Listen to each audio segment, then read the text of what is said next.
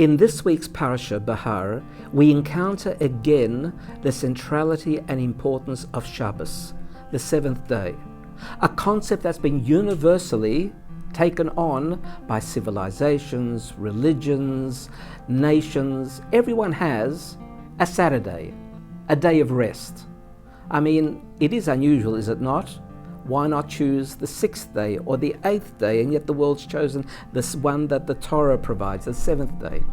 But the feature of the seventh day, the Shabbat, that we want to focus on this week is the aspect of even the earth has to have a seventh day. We're told to leave the ground fallow, the earth fallow, allowed to have a year of rest.